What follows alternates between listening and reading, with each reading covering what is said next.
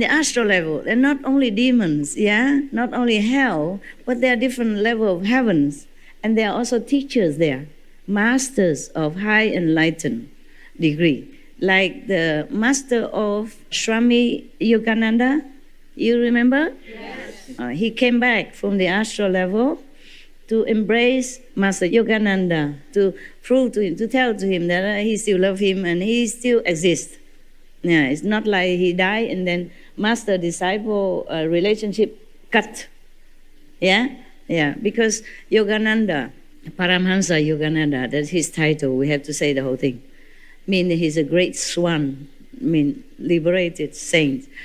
So his master gave him that title because he knows that he's already great and liberated. Yeah. So he gave him this title, Paramhansa Yogananda. Hansa means swan. Param means not ordinary swan, mean supreme. Yeah. Param.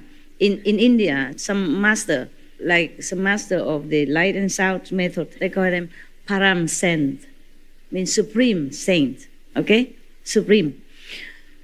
And so Paramhansa, Hansa is a symbol of the purity and freedom.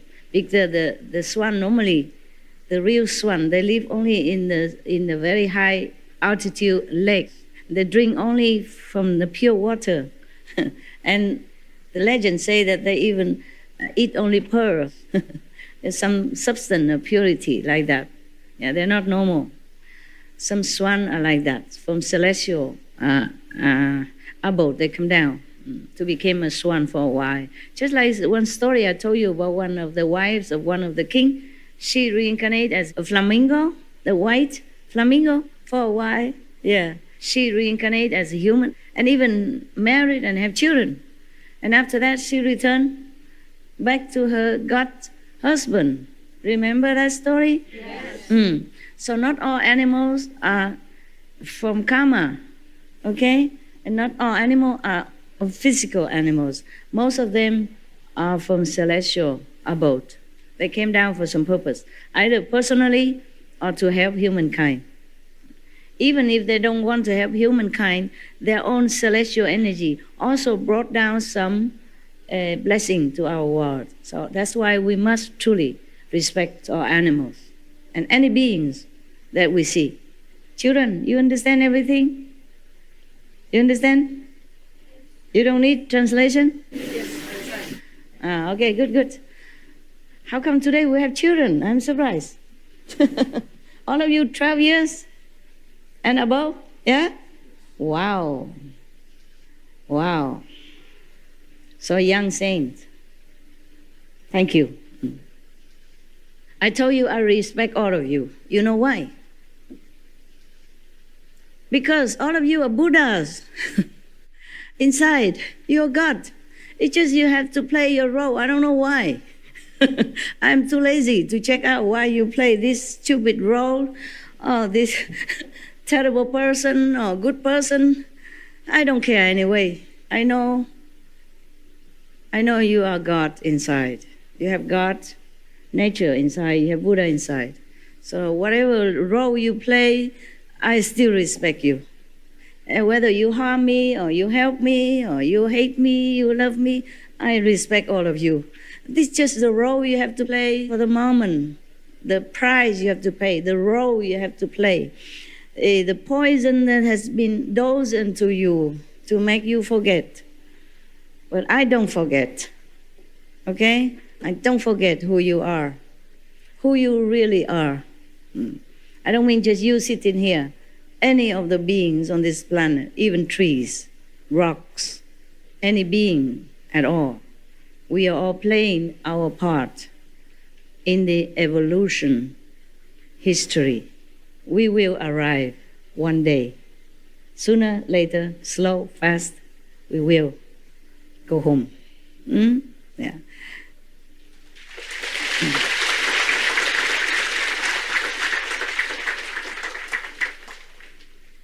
Yes, just like Lord Mahavira. By the way, I have to remember some other things. Remind me, Lord Mahavira and his karma, okay, if I forgot. Because I have not finished with the Yogananda Paramhansa. I got stuck with his name. I forgot. His master is already fifth level saint, of course, before he leave our physical world. But he is appointed to be in the astral level to continue teaching. Maybe his disciples or some good beings over there. You remember that? Did you read the story of Yogananda autobiography? You did. If you did not, please read. Please read. So that you understand more about spiritual practice and about masters and about disciples and about sentient beings, and have respect for all. I read many a Buddhist story for you so that you will finally, maybe or gradually, or one day remember that everyone has Buddha nature inside, all beings. Because remember, the Buddha has been incarnated as human, as even swan, golden geese, as the deer, as even heavenly king, as the kings on the planet, as prince, as some even shepherd, which did something wrong to his herds, etc., due to situation, or due to the karma he has to undertake in order to be there in that moment on this planet. For example, he incarnated many times, and he had to do many things even though he did not want to. His self-Buddha nature never wanted to, but he had to, due to the what? Contract sign. So not because you are a master or Buddha and you want to come to this world, you can immediately save sentient beings. No, you must make affinity with them, bad or good.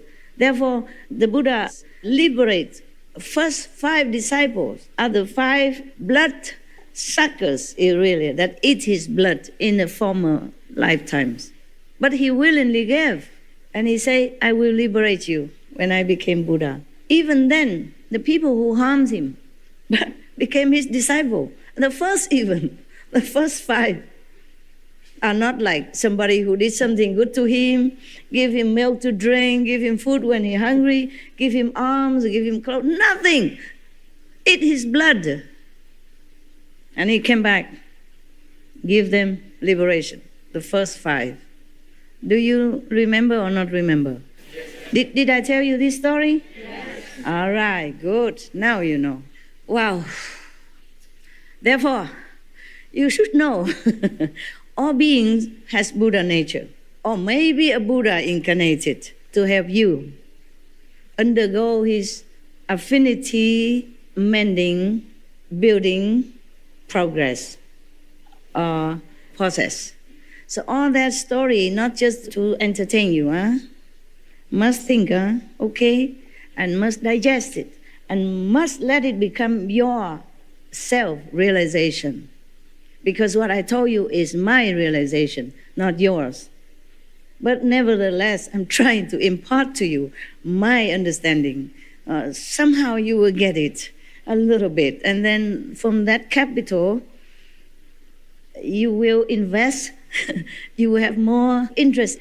You will cultivate it, you have interest, and you will have more, and it will germinate, it become a bigger portion of your being, of your understanding, then you will realize it also, okay? That's what the teacher is for, otherwise you could read books. Because of the energy of the realization that imparted to you also by talking, by seeing you, not just the words, okay? It's an invisible thing. The 70% imparting of wisdom, realization, understanding. 70% is not spoken. Speaking, 30% for your brain only. The rest, your mind, your beings, your other bodies, and will understand and take it in. Yeah, slowly you digest and make it become yours. Right. You see, I don't ever rest. Okay. At home, even when I meditate, I have a note behind me on my diary so that I can note down something that may be of interest to you. Okay. When I eat, even when I remember something or know something, I immediately put down my food, go to get some paper and write it. Yeah. Or get a phone and instruct something. I don't really ever rest. It's truly like that. Or when I'm sleeping, yeah, I have something and I will know something, then one day I tell to you, something like that. For example, the method, the difficult, dangerous method I just told you, yeah, I realized the other day, a few days ago, that this Sunday I have to tell you. Maybe somebody asking this question at home. Because if they have family, they cannot avoid this. So I thought maybe I give you a little bit more help in this direction. So you don't have to leave your family or even your pleasure, but try to make it into some more noble purpose. Try, at least you try. Just like you practice Kuan Yin method, in the beginning, you don't see much, only at the time of initiation. But you're still trying, okay? Trying is also a kind of success, because that means you never leave the path. You're still there. Success or not, heavens will help. You trying, that is the best already, okay? Because in this world, trying is all we can. We have no power. We cannot resist too many things. We don't have enough time. We don't have enough opportunity. We don't have enough time, truly. I don't know how you do this at home, truly. Because I know I work very hard also. I hardly have time. I also very tired when I try to meditate. I understand everything that you're going through, because I'm going through the same. I have to work inside as well as outside, and doing business and paying tax, whatever you know it. Whatever you know, I know. And I also been attacked by karma, by sometimes bad disciples, sometimes bad people outside, jealousy, envy, all kind of things, yeah? Yeah, all kind of karma also. It's not like it's not like you see me look good, smiling sweetly, telling you all these stories and wisdom. It is not like that at home, okay? It's not like that. But I learned to look good and to feel good, at least when I'm with you. And other things, garbage, I take care alone at home. Yeah, you don't need to know all that. Just like your parents normally don't tell you about the problems they face. You know, financial problem, hard time at work, harassment by bosses or by colleagues, and all that kind of things. Yeah. And when you have argument with each other, you close the door, you don't let the children hear it. Yeah, so similarly, that's how I can sympathize with you, that I can bear you, and I can still sit here talk to you. And never mind, I try my best and you try your best. Huh? I'm not blaming anybody. Okay, Lord Mahavira. Now, I remember. You probably asked me a question inside your heart. We have too many people, we can't always ask questions, but I know what you asked. Like why? For example, Lord Mahavira only ordered to put some hot molten lead into one person's ear one time only. Why he has to be tortured by that person when he became a god in heaven so many times? Yeah, you would ask me that question. Some of you asked. Only one time. Why are tortured so many times? Because the interest. Yeah? It's just like when you do some good deeds, the Buddha say, công tử ủ làng. I mean, lot of merit. Sometimes Buddha say 90 years still have that merit. And some story I told you, one person even offer Buddha just some little thing to eat one time, or even stones to offer to the Buddha with all respect and sincerity, because he had nothing else to offer, or just a very dirty piece of cloth because she has nothing else to offer. But then 90 years always have a born with a beautiful cloth, and the cloth grow as a person grow. Yeah, for example, our life after life have a lot of richness and glory, yeah, and good position because of the interest. Just like you put money in the bank. Yeah? One time. You don't touch it. If you touch it, then you will have some interest, but very little. But if you lock it up for 10 years, 5 years, or more, you have lot of interest. Right? You know that, right? Or if you don't know that, I can't help you. Even I know. Finally, I knew some stuff about the bank. So the same. If we do good deeds, we have a lot of merit. Yeah? So the same. If we do bad deeds, a lot of interest also. A lot of bad things come. Multifold. So Lord Mahavira came down as a human being.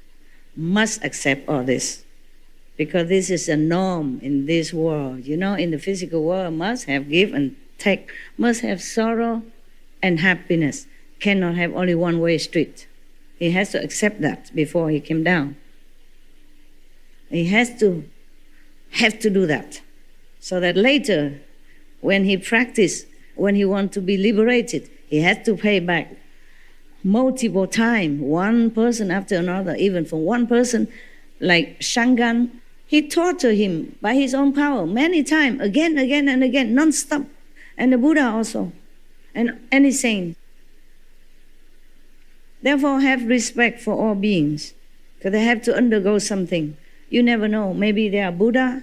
They came down to suffer so that they can have affinity with human beings or with other beings. You see, the Buddha don't only make good affinity, because most people in this world, I mean, not most, but a lot of people, a lot of beings in this world are not so kind.